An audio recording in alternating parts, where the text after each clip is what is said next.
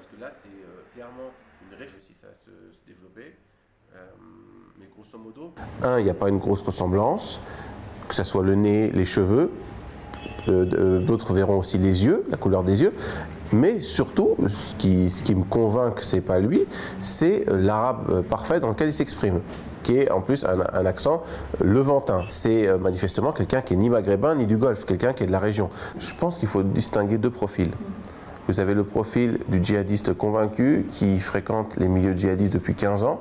Celui-là, il n'y avait pas d'opportunité de partir au djihad avant, ou alors c'était très compliqué.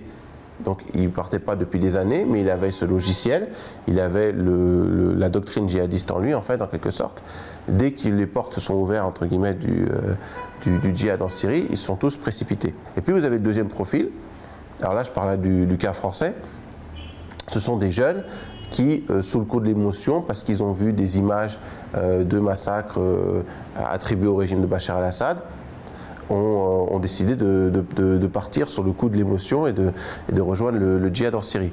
Quand ils mettent des djihadistes venus des quatre coins du monde, là c'est parce qu'ils veulent faire la focale sur le côté universaliste de leur cause, mais en même temps, quand ils font des vidéos de propagande qui s'adressent à un public précis, ils vont choisir de mettre en scène uniquement des Français, uniquement des Européens, uniquement des Anglais, uniquement des Marocains, uniquement des Philippins ou récemment des Kazakhs. Mais a priori, là maintenant, ACPA, en tout cas, qui était considéré.